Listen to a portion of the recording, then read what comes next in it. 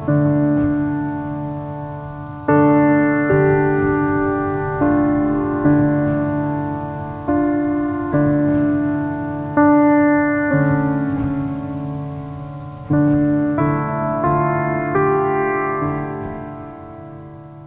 1. The New Tenants. The slam of a door echoed through the empty street, rattling the windows of the old Victorian house like a final warning. A man, tall and red-faced with frustration, stormed down the crumbling steps, his wife and 2 children trailing behind him. They looked dishevelled, eyes dark with sleeplessness, their limbs dotted with angry red welts. "Will you call this a house?" the man shouted over his shoulder, his voice sharp with rage.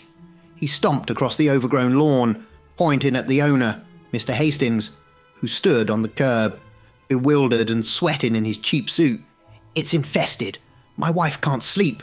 My kids are getting bitten every night, and you're doing nothing." Mr. Hastings ran a hand through his thinning hair, his eyes darting from the departing family to the looming shadow of the house behind them. Its windows, black and blank, seemed to stare back at him. He had heard it all before. The complaints, the accusations, the threats to sue. This was the 5th family to leave in as many months, and the pattern was always the same. Mysterious bites on their hands, ankles, legs and faces, appearing overnight and growing worse by the day. "I've had the house sprayed twice," Mr. Hastings insisted, his voice cracking slightly. "I've hired cleaners, fumigators. There's no infestation, I swear. If you just give it a chance." The man didn't even look back. "We're done. You can keep your damned house. We'll see you in court." As the family piled into their car, slamming doors and revving the engine angrily, Mr. Hastings sighed. He turned back to the house, scratching at his neck where he imagined phantom bites. The ivy clung to its brickwork like skeletal fingers, and the porch sagged as if weary of the burden it carried. With a resigned sigh, he climbed the steps and unlocked the door. The hinges creaked like the whisper of an old secret, and the stale air inside greeted him, thick with the scent of dust and neglect. Mr. Hastings wrinkled his nose, striding through the rooms, flicking on lights that buzzed dimly.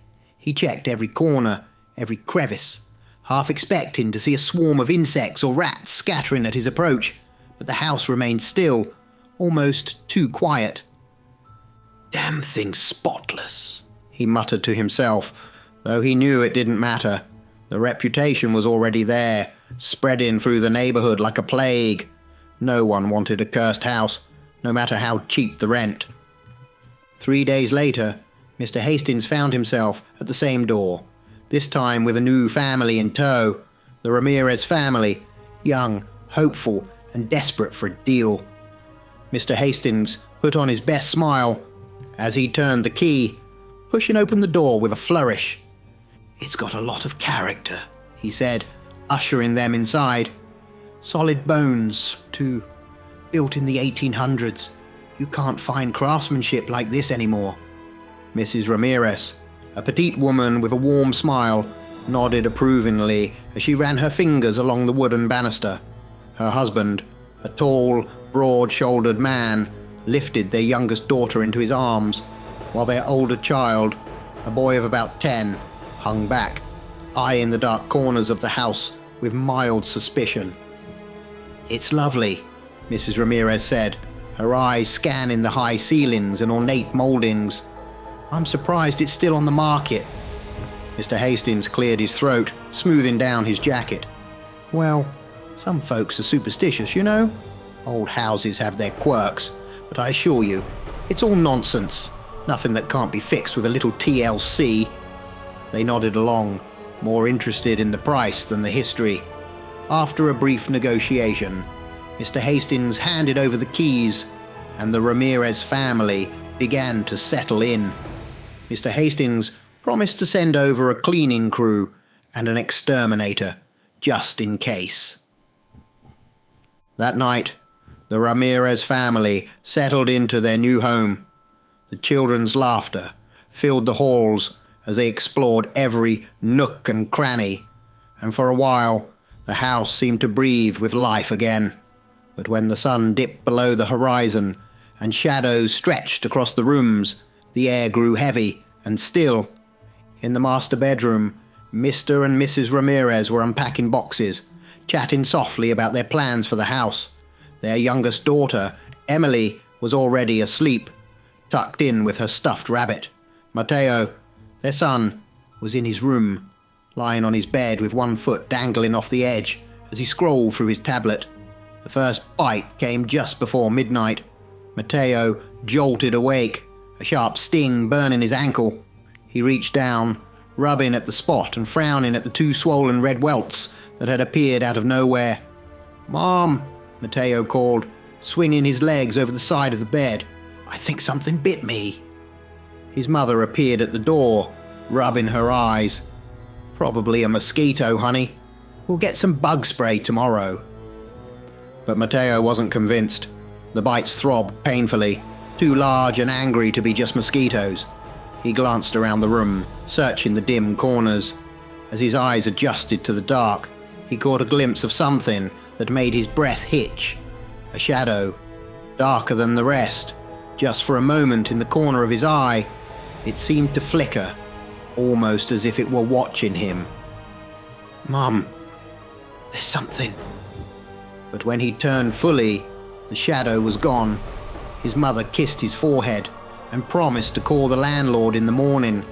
Mateo nodded, but as he lay back down, he couldn't shake the feeling of eyes on him, hidden somewhere in the dark.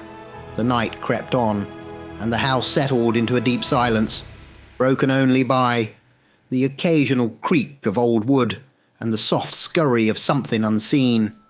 As the family slept, a faint scratching began in the attic above, like tiny claws on wood, almost imperceptible beneath the rustling of leaves outside. In her room, little Emily stirred, her small face scrunching up as if in a dream. A soft whisper drifted through the air, so quiet it was almost mist, a child's voice, gentle and inviting. "Come play," it seemed to say, and in the corner, where the light didn't quite reach, the shadow of a boy flickered just out of sight. The Ramirez family awoke to the sound of birds chirping outside, the sun peeking through the heavy curtains that framed the dusty windows. But their morning peace was short-lived. As the first rays of light filled the rooms, the family's expressions turned from groggy to startled, and then to a growing sense of unease. Each of them bore the same strange marks, 2 small, swollen bites, some on their hands, others on their legs, and even a few on the back of their necks. They inspected each other with a mix of bewilderment and irritation, exchanging glances that quickly morphed into concern. "What the hell is this?" Mr. Ramirez grumbled, rubbing at the fresh bites on his forearm. "We just moved in. This can't be happening already." Mrs. Ramirez's patience was already wearing thin. She was examining a pair of bites on her own leg, each swollen and red. She glanced at her husband, her expression and stern. "This is unacceptable. I knew this place was old, but this..." She gestured to the welts on her hands and arms. "This isn't normal. I'm calling the landlord." The kids sat at the kitchen table, eating cereal in subdued silence. Mateo, still drowsy, scratched absently at the 2 bites on his ankle. Emily, who had a matching set on her wrist, didn't seem to mind at all. She was humming softly, swinging her legs as she stared out the window, her expression oddly serene. Mrs. Ramirez stormed into the hallway, phone in hand, and dialed Mr. Hastings with a sense of urgency. When he answered, she launched into her complaint without preamble. "Mr. Hastings, this is unacceptable. We've all been bitten, every single one of us. There are bugs or mosquitoes or something, and I want it fixed today. If you can't handle this, we'll find somewhere else to live. You promised us a clean house." Mr. Hastings, who had been quietly sipping his morning coffee and hoping for an uneventful day, listened in stunned silence. He pulled at his collar, feeling the warmth of anxiety creeping up his neck. "Mrs. Ramirez, I assure you, I had the place cleaned top to bottom. There shouldn't be any bugs, and the exterminator said—" "I don't care what the exterminator said," she interrupted, her voice sharp. "You need to come over here and see for yourself. If you don't fix this, we're not paying another cent." Mr. Hastings sighed, reluctantly agreeing. He hung up the phone, gathered his things, and made his way to the house, a sinking feeling growing in the pit of his stomach. When Mr. Hastings arrived, the Ramirez family was waiting, their expressions a mix of frustration and exhaustion. Mrs. Ramirez wasted no time showing him the bites, pointing out each mark with a sense of vindication. "You see," she said, her voice tight, "we didn't sign up for this. If this doesn't get sorted, we're gone."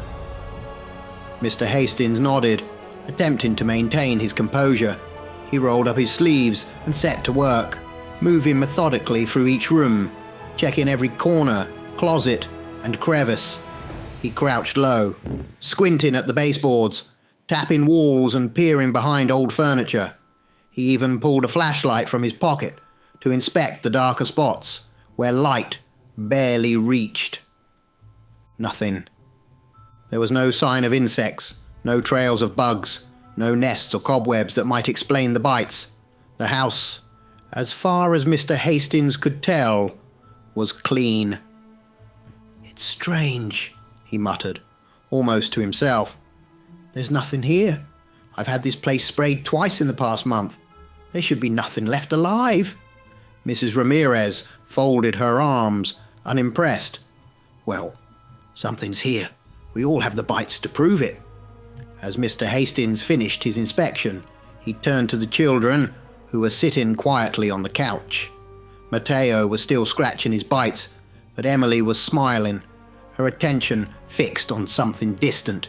She looked up at Mr. Hastings, her eyes bright and oddly cheerful. "I like it here," she said, her voice light and innocent. "I don't care about the bites. They don't hurt too much. It's nice, I have a friend." Mr. Hastings frowned, glancing at Mrs. Ramirez, who gave a worried look. "A friend?" he asked, trying to keep his tone gentle. "Who's your friend?" Emily giggled, swinging her feet as she glanced toward the hallway. "The boy in the attic. He says it's okay. He says the bites are just his way of saying hello." Mrs. Ramirez paled, reaching out to touch her daughter's arm. "Emily, sweetheart, there's no boy in the attic. You're just imagining things." Emily simply shrugged, still smiling. "Maybe, but he's nice. He said he'd help keep us safe." Mr. Hastings forced a chuckle, though his heart was pounding. He straightened up, wiping his brow. "Kids and their imaginations," he said nervously, glancing at the front door. "Well, I'll have another exterminator come by just to be safe. I'm sure we'll sort this out. He moved toward the door, ready to leave and escape the mounting discomfort that was settling in his gut, but when he reached for the doorknob, it wouldn't budge. He frowned, jiggling the handle, but it remained stubbornly locked. "What the—" Mr. Hastings mumbled, trying again, harder this time. The door remained immovable, as if bolted shut from the outside. He glanced back at the Ramirez family, forcing in a strained smile. Just a stuck door, no problem. But when he pulled again, the doorknob turned freely in his hand, yet the door itself stayed firmly in place. A cold sweat broke out on his forehead. Mrs. Ramirez stood up, her expression shifting from annoyance to concern. "Is something wrong?" she asked, her voice edged with a sudden wariness. "It's nothing," Mr. Hastings said, but his voice wavered. He moved to the windows, trying to lift one then another, but they, too, refused to open. Each pane of glass seemed sealed shut, as if fused into the frames. Mr. Ramirez joined him, pushing on a window with all his strength. It didn't budge. They tried another, and then another, but every window in the house remained sealed. The once stale air now felt oppressive, the walls closing in around them. "This isn't right," Mr. Ramirez muttered, his voice tight with unease. He pounded on the glass, but it gave no response, as though the house itself had decided to hold them captive. Mr. Hastings' face drained of colour. He tugged at his collar, feeling the weight of the house pressing down on him, suffocating. The once quiet scratching in the attic began to echo faintly through the walls, growing louder, almost like whispers. "Let us out," Mrs. Ramirez demanded, panic creeping into her voice. "This isn't funny." Mr. Hastings fumbled with his keys, trying to unlock the front door again, but the lock wouldn't turn. The whispers grew louder, like children giggling behind a curtain, their voices playful yet mocking. Emily sat calmly on the couch, watching the adults struggle, her eyes fixed on the dark corners of the room. She tilted her head as if listening, then smiled softly, her voice barely a whisper. "He doesn't want you to leave." Mr. Hastings knelt down in front of Emily, his expression strained as he tried to mask the fear that gnawed at him. He glanced over his shoulder, where Mr. Ramirez was still yanking furiously at the front door, his face flushed with exertion. The sound of heavy breathing filled the hallway, mingling with the faint scratching noise that seemed to drift down from the attic above. "Emily," Mr. Hastings said softly, his voice trembling despite his best efforts to remain calm. "Can you tell me more about the boy, the one in the attic?" Emily's eyes sparkled with a mischievous light, her small face completely unfazed by the tension that gripped the adults. She hugged her stuffed rabbit closer and nodded. "He's nice," she said simply. "He doesn't like it when people leave. He wants us to stay. He likes having friends." Mr. Hastings swallowed hard, a chill running down his spine. "And he's the one who, bites?" Emily giggled, her innocent laughter sending a shiver through Mr. Hastings. "He's just playing. He said it's how he shares." Mr. Ramirez grunted, yanking on the door handle one more time. His knuckles were white, and beads of sweat dotted his forehead. "What the hell does that mean?" he snapped, frustration boiling over. "This is insane. We have to get out of here." Mrs. Ramirez placed a hand on her husband's arm, her own fear evident in her wide eyes. "Let's just figure this out," she whispered, though her voice shook. Mr. Hastings, desperate to regain some semblance of control, stood up and adjusted his jacket. He forced a smile, though his eyes darted nervously to the locked door. "I'm just going to step outside for a moment," he said, though his voice lacked conviction. "I'll get the cleaner, maybe some more bug spray. I'll be right back, I promise." As if on cue, the front door suddenly clicked open. The windows, which had been sealed shut just moments before, creaked ajar, letting in a rush of cool air. Mr. Hastings didn't hesitate. He bolted through the doorway, stumbling down the steps with a hurried shout. "I'll get help," he called over his shoulder, already halfway to his car.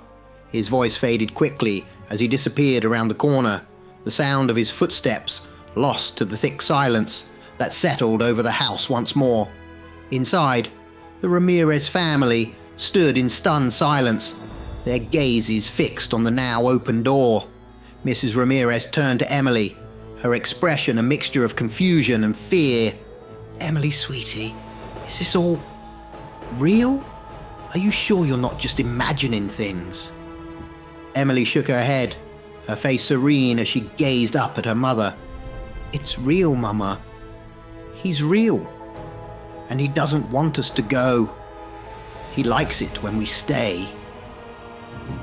Mr. Ramirez rubbed his temples, pacing the length of the hallway as if trying to shake off the strangeness that clung to the air. "This is crazy," he muttered. "There's no boy. It's just a story, just her imagination."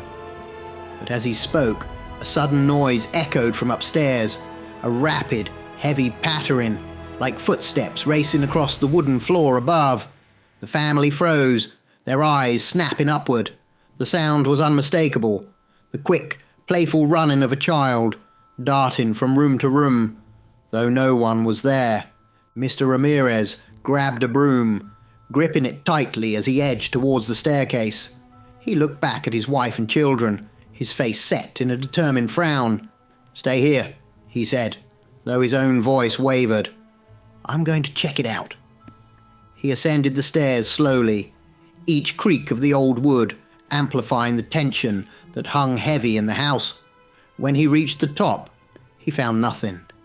The hallway was empty, the doors to the bedrooms slightly ajar, but there was no sign of movement, no shadow, no boy, just the lingering sound of footsteps, now fading into an eerie quiet. Downstairs, Mrs. Ramirez hugged Emily tightly, her heart racing. She exchanged a worried glance with Mateo, who was clutching his tablet as if it could offer some kind of protection. "It's okay," she murmured, though she wasn't sure if she believed it herself. "We'll figure this out." The rest of the day passed in a haze of nervousness.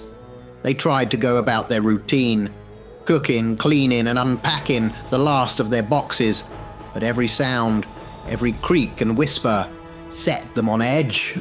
The house felt alive with a presence they couldn't see but could sense in every darkened corner. As evening fell, the family gathered in the living room, the atmosphere tense and uneasy. They locked the doors and closed the windows, drawing the curtains tight.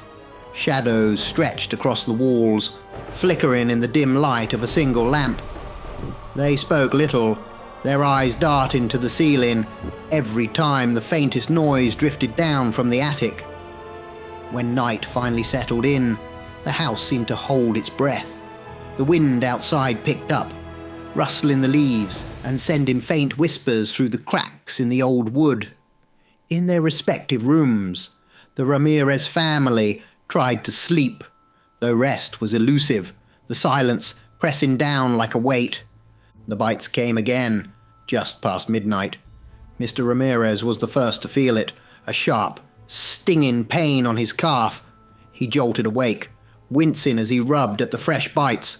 2 marks, red and swollen, identical to the ones from the night before. He glanced at his wife, who was already sitting up, rubbing her arm where a matching pair of bites had appeared. "What the hell is going on?" Mr. Ramirez whispered, his voice edged with desperation. He swung his legs over the bed, peering into the dark corners of the room. His breath hitched as he caught a glimpse of movement, a shadow flickering just beyond the reach of the lamp's light, there and gone in a blink.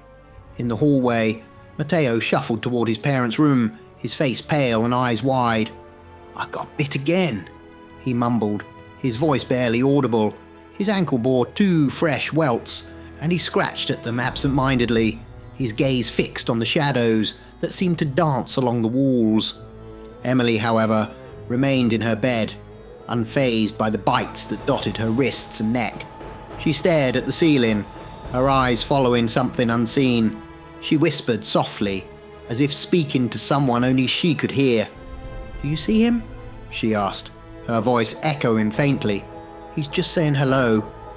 The air grew colder, and the faint sound of footsteps echoed through the house once more, running along the upstairs hallway. The shadows deepened, pooling in the corners and stretching along the floor, shapes shifting like liquid darkness. Mr. Ramirez turned on every light he could find, but the bulbs flickered and dimmed, casting an unsteady glow that did little to banish the creeping dread. The family huddled together, their breaths shallow and quick, eyes darting to the slightest movement. In the far corner of the room, just beyond the reach of the light, they saw it, a shadow, small and childlike, lingering near the base of the stairs. It shifted slightly, almost as if watching them. For a moment, the outline of a boy seemed to materialize, just a flicker of form in the darkness.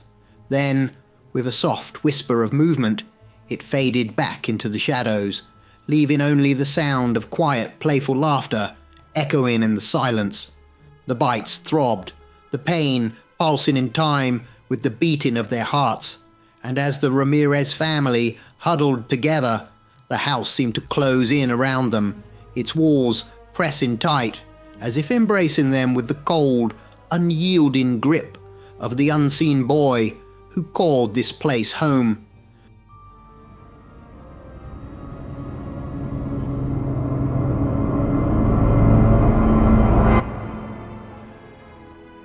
The thick fog rolled through the cobblestone streets of London, clinging to the narrow alleyways like a suffocating shroud.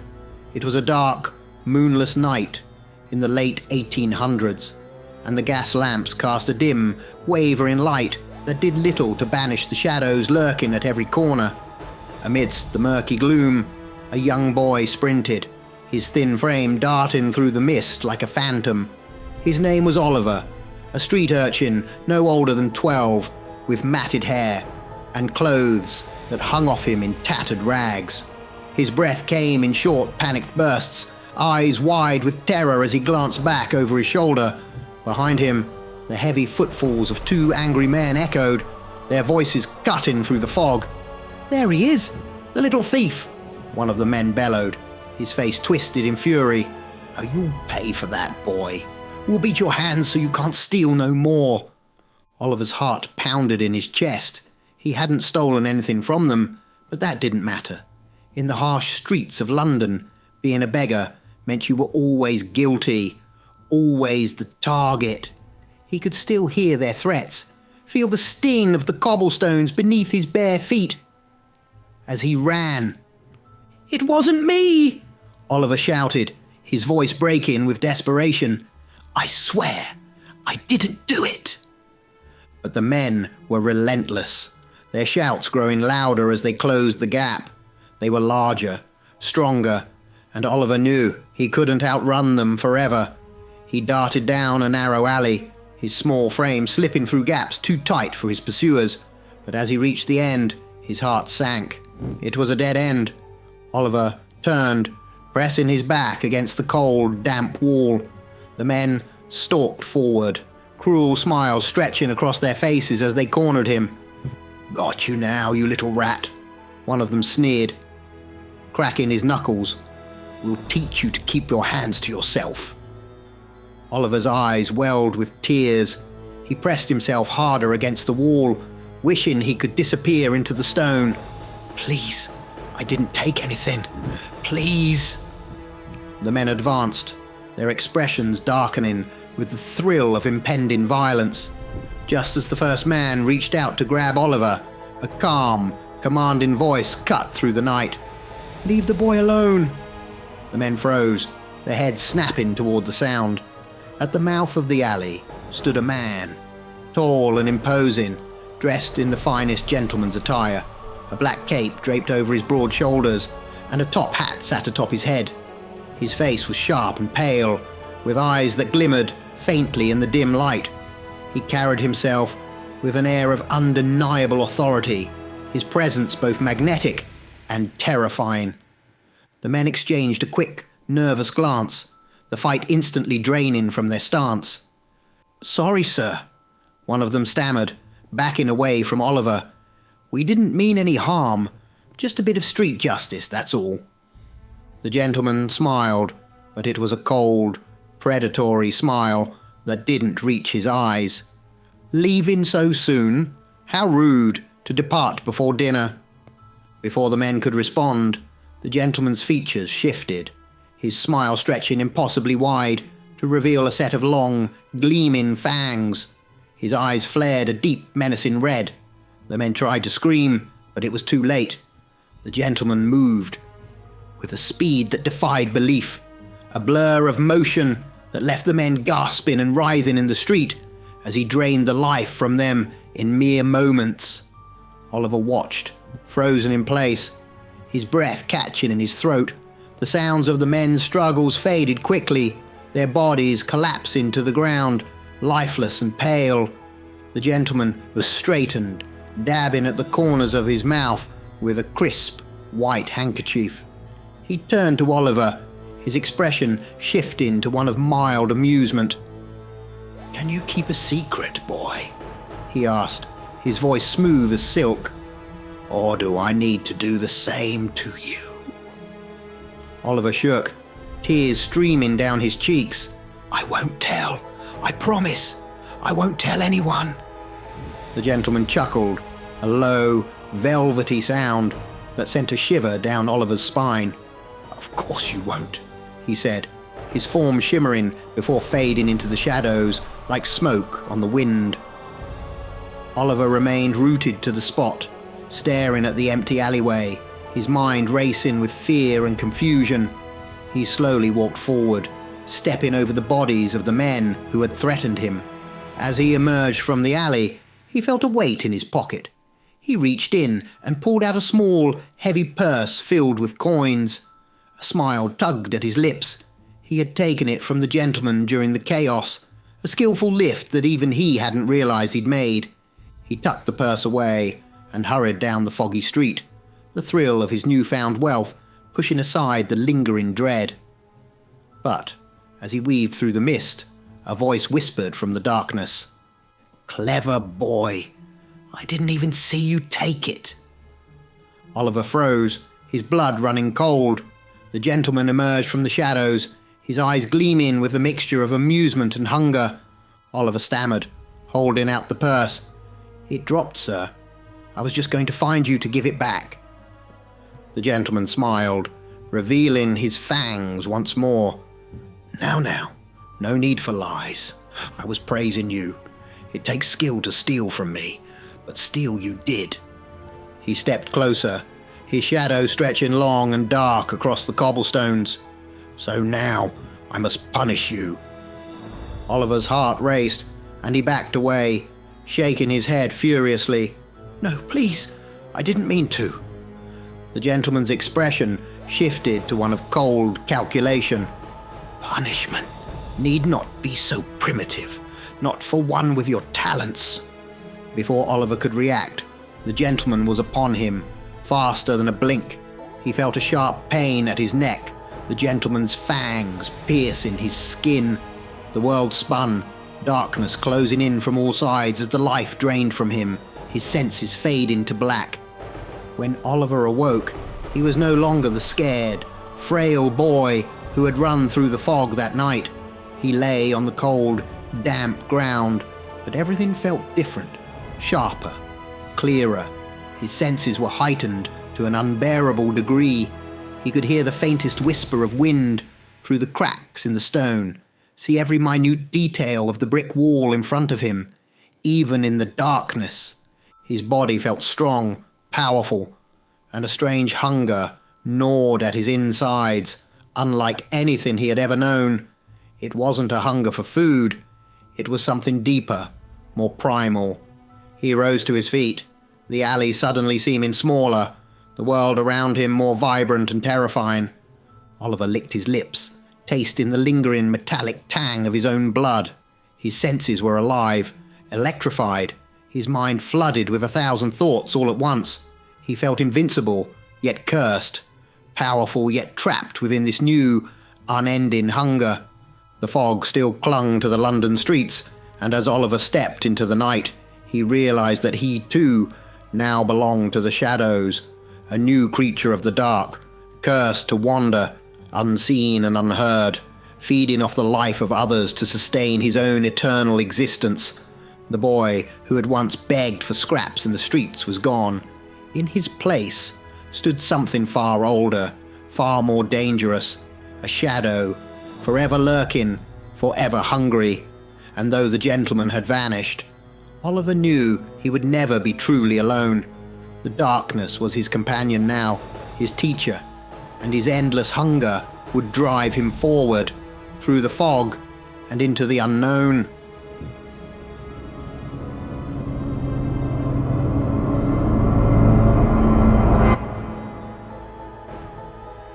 The next morning, Mr. Hastings returned to the old Victorian house, his face etched with exhaustion and fear. He arrived promptly at 10 a.m., a grim determination in his step. By his side was a tall, gaunt man with a sharp, hawk-like face and piercing eyes that seemed to see through the very walls. He wore a dark overcoat, and his presence, carried an unsettling air of authority and mystery. The man's name was Sebastian Grey, a renowned clairvoyant and hunter of the supernatural. As soon as Mr. Hastings and Sebastian entered the house, they were met by the Ramirez family, who erupted in a chorus of anger and panic. "This is insane," Mrs. Ramirez shouted, pointing to the fresh bites on her arms and legs.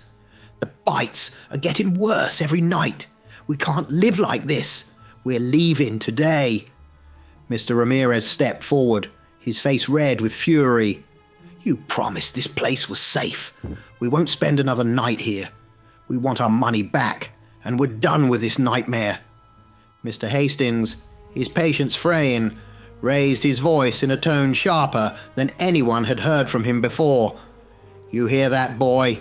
he bellowed, his voice echoing through the house.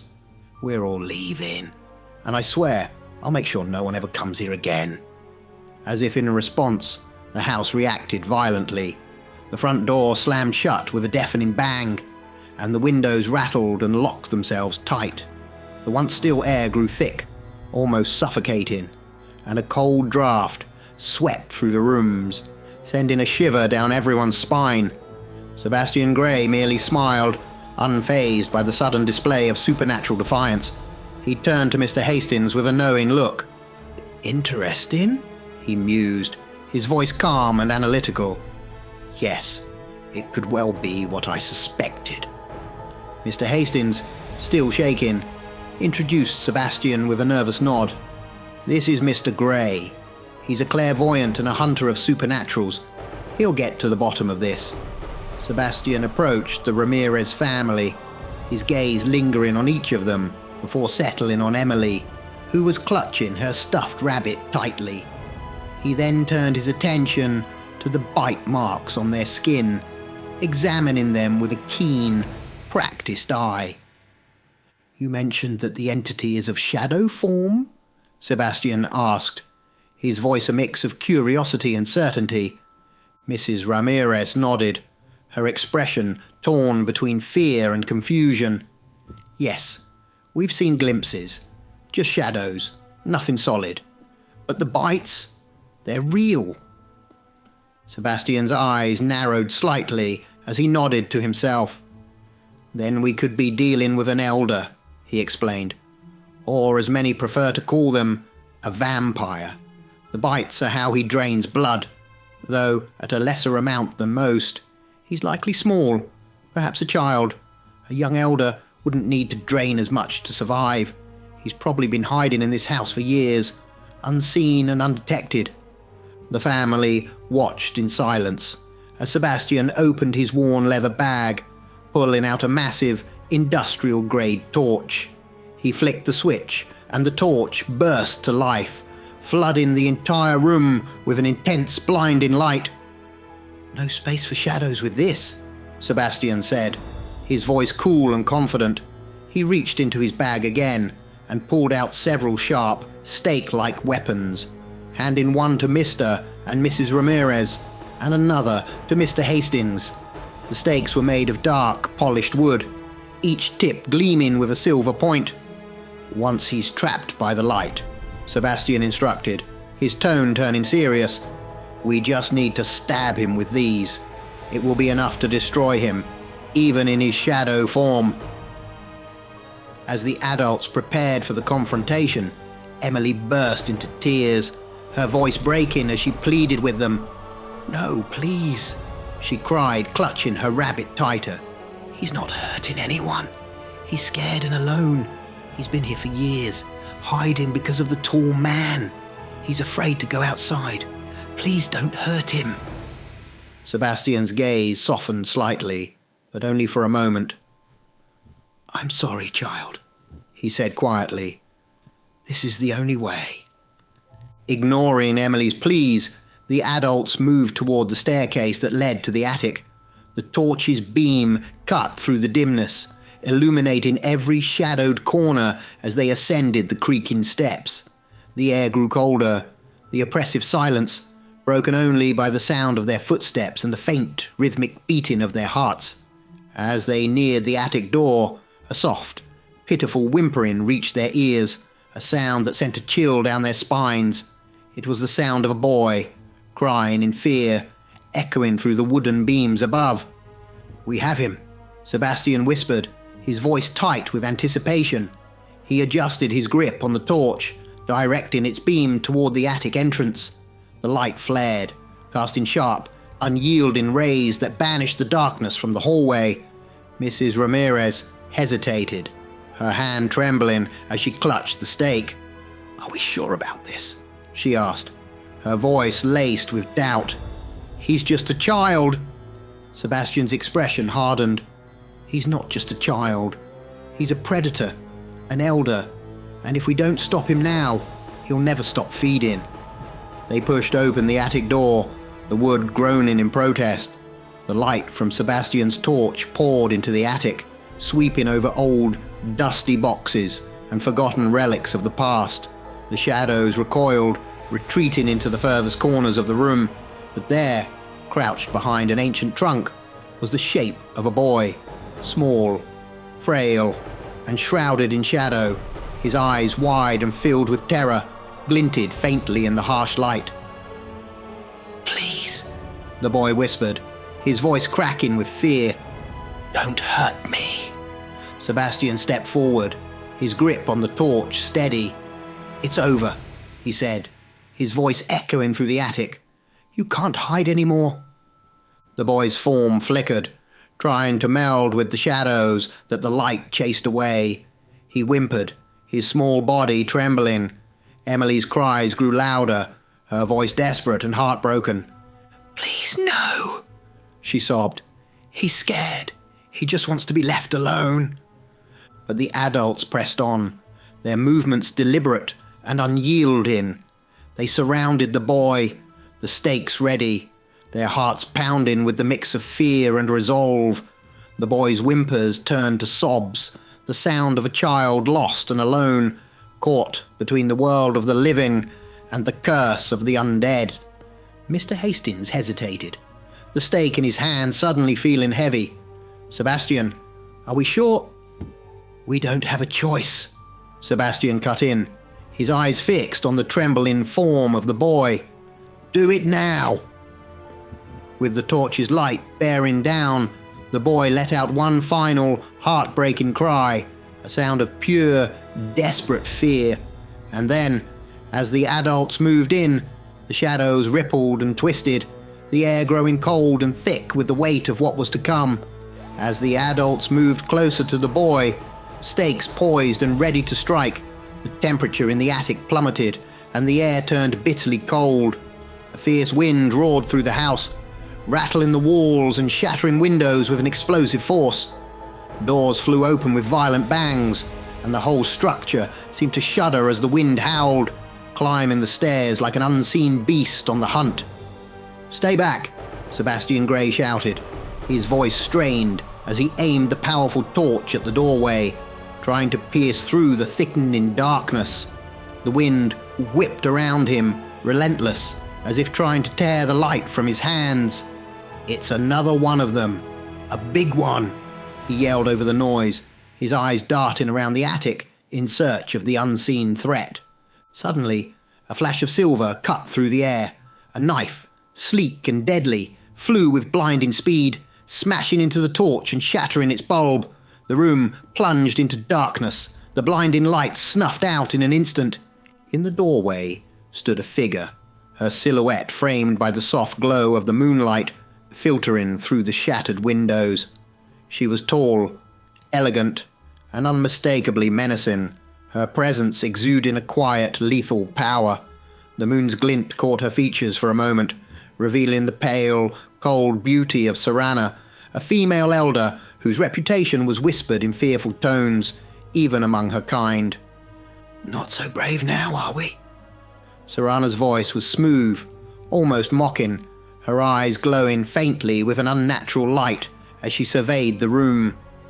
Mr. Hastings, Mr. Grey, and the Ramirez family froze, the stakes trembling in their hands.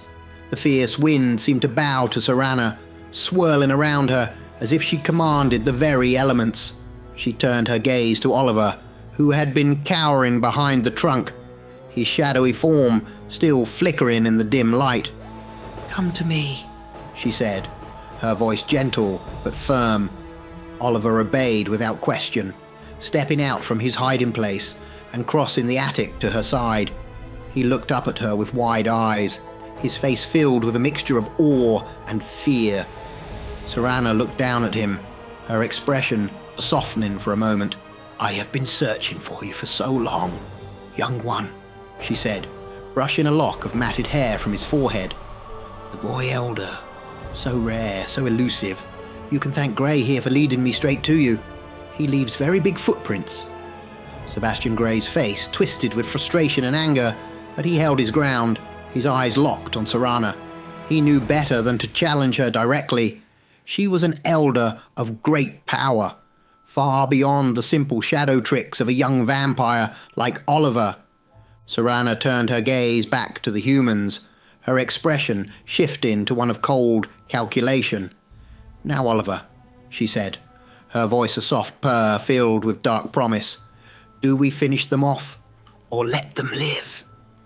Oliver hesitated, glancing between the terrified faces of the Ramirez family and Mr. Hastings, and the cool, unwavering stare of Sebastian Grey. His eyes lingered on Emily, who stood at the back of the group, her small frame shaking, but her eyes filled with a pleading sadness. Oliver's lips curved into a small smile. "I like her," he said simply, pointing to Emily. Seranna tilted her head, her eyes narrowing slightly as she considered his response. A faint smile played at the edges of her lips. "Live, then," she declared, her voice echoing with finality. With a graceful flick of her wrist, Seranna merged into the shadows, her form dissolving into the darkness like smoke on the wind. Oliver followed her lead, his small figure melting away into the inky blackness, leaving no trace of their presence behind. The attic fell silent, save for the faint creak of settling wood and the whisper of the cold wind that had begun to die down. The Ramirez family, Mr. Hastings and Mr. Grey, stood in stunned silence, the stakes still clutched in their hands, useless against the overwhelming power that had just confronted them. It was Mr. Hastings who finally broke the silence, his voice oddly calm, almost relieved. "Well," he said, straightening his jacket and brushing off the dust, "that finally takes care of that problem. The house is most definitely clear of bugs." He glanced at the Ramirez family, who were still pale and shaken. "Make sure the rent is paid on time." Without waiting for a response, he turned on his heel and marched down the stairs, his footsteps echoing hollowly through the empty house. Sebastian Grey followed, his expression a mix of frustration and grudging respect for the elders he'd encountered. As the front door slammed shut behind them, the family was left standing in the dim attic, the weight of what they had just witnessed pressing down like an unbearable burden. The shadows no longer flickered with a life of their own, and the wind had stilled, leaving only the cold chill of the night. Emily clutched her rabbit tightly, her eyes fixed on the spot where Oliver had stood. She could still feel the connection, the unspoken understanding that had passed between them in those final moments. She knew, deep down, that Oliver was not truly gone, and that somewhere in the shadows he watched, waiting and listening. As they made their way down from the attic, the Ramirez family clung to each other, their steps slow and uncertain. They had come face to face with the darkness, and though they had been spared, they knew the house would never truly be theirs. The elders had marked it as their own, and in the quiet of the night, the walls seemed to whisper of secrets that would never be told. But for now, the shadows had receded, and the boy elder had found his place once more, hidden in the depths of the night, forever a part of the house that had been his refuge. And as the moonlight streamed through the broken windows, the Ramirez family understood one thing. They were not alone, and the house would never be empty again.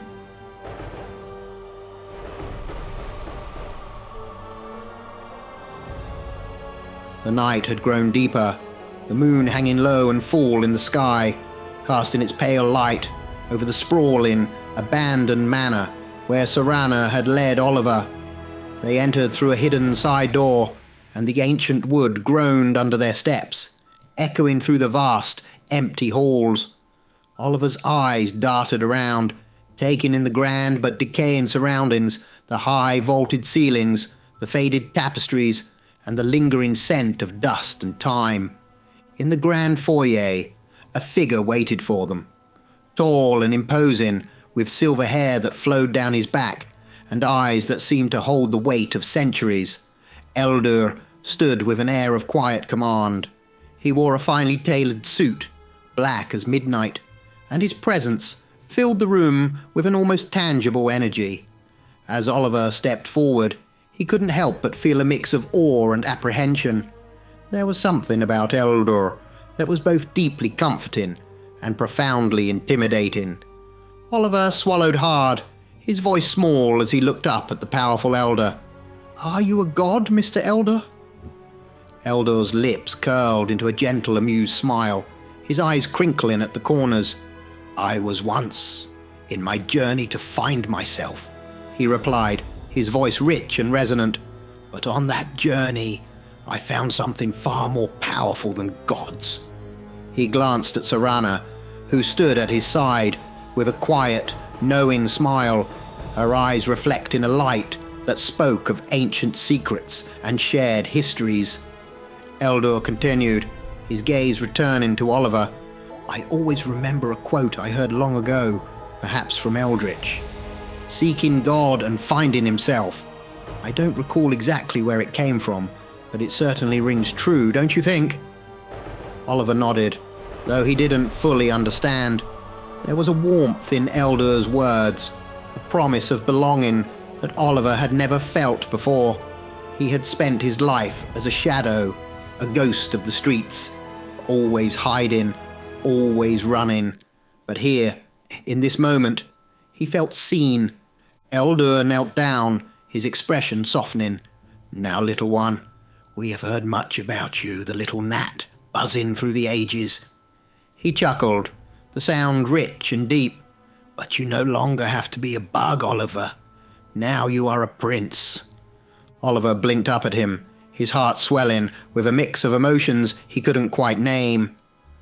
"Are you going to be my parents?" he asked, his voice cracking slightly. "I never had parents." Eldur exchanged a look with Seranna, a silent conversation passing between them. He nodded slowly, reaching out to place a hand on Oliver's shoulder. "Yes, I suppose we are," Eldur said, his tone gentle. "But our family is not complete yet. There is another we must save, one who will soon be like a sister to you, but we cannot reach her without your help." Oliver furrowed his brow, confusion flickering in his eyes. "But you're so powerful," he said. "Why do you need me?" Eldur smiled, a glint of wisdom and kindness shining through his ancient eyes. "Power is a curious thing, Oliver. What good is the mightiest strength when the target cannot be found? What use is power when it's wielded alone, against enemies you cannot see or catch? Like a flea, elusive and quick, slipping through even the tightest grip." Seranna stepped forward, her voice soft but steady. "We all have power, little one, each of us in our own ways. It is only when we come together, when we combine our strengths and work as one, that true power is achieved." Eldur nodded in agreement, his gaze steady on Oliver. "Your gift, your ability to move unseen, to slip into the shadows where others cannot follow, that is something neither Seranna nor I can do. You, Oliver, are the key. You will help us find her, your new sister." Oliver glanced between Eldur and Seranna, the weight of their words settling in his young heart. For the first time in his life, he felt a sense of purpose beyond survival. He was no longer just a boy, scrounging for scraps and hiding from the cruel world outside. He was part of something bigger, a family unlike any he had ever known. "Okay," Oliver said, his voice small but resolute. "I'll help. I'll do whatever I can." Eldur's smile broadened, and he rose to his full height, extending a hand to Oliver. "Then let us begin," he said, his voice filled with a quiet pride. "Together we will find her, and when we do, our family will be whole." Seranna wrapped her arm around Oliver's shoulders, guiding him forward as they moved deeper into the manor. The walls around them seemed to pulse with an ancient energy, the shadows bending to their will as they passed. Oliver felt a surge of strength, a newfound confidence that came from knowing he was no longer alone. As they walked, Eldur spoke of the sister they sought, a young elder who had been lost to the darkness, hidden away by forces that even Eldur and Seranna could not see. But with Oliver's help, they would find her, and they would bring her home. The manor's corridors twisted and turned, but Oliver no longer felt lost. He had found his place among the shadows, and with Seranna and Eldur by his side, he felt the stirrings of a power that was more than just darkness. It was family, it was unity, and it was the promise of a future where he was no longer the frightened boy running through the fog, but a prince in his own right, ready to embrace the night. "Now," Eldur said, his voice filled with purpose, as they reached a grand set of doors at the end of the hall, "let's find your new sister." With a final, shared glance of determination, the doors swung open, and the three elders stepped into the darkness beyond, united in their quest to bring their family together. And as they moved forward, the shadows shifted around them, no longer a place of hiding, but a realm where they could truly belong.